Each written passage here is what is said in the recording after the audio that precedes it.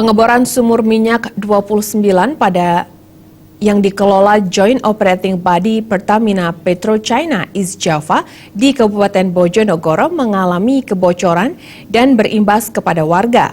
Warga sekitar mual-mual dan pusing akibat menghirup gas hidrogen sulfida.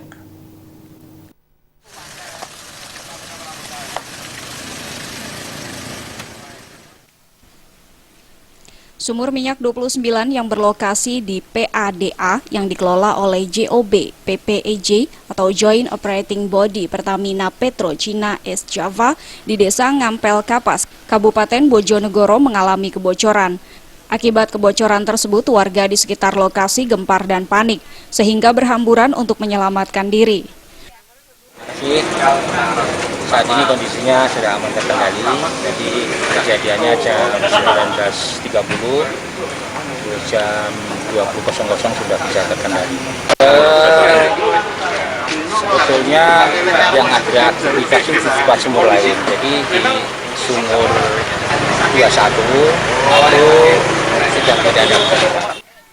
Akibat kebocoran tersebut, banyak warga sekitar yang mengalami mual dan pusing akibat menghirup gas HS2 atau hidrogen sulfida. Guna mencegah jatuhnya korban, warga terpaksa diungsikan di kantor desa Campurjo dan Stadion Letjen H. Sudirman, Bojonegoro.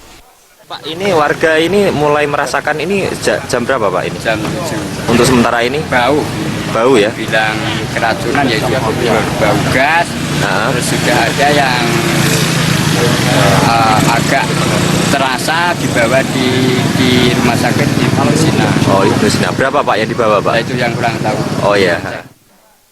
Pihak desa sendiri akan segera melakukan koordinasi dengan pihak JOB PPEJ guna memastikan bahwa sumur bor tersebut telah ditutup dan warga aman untuk kembali beraktivitas.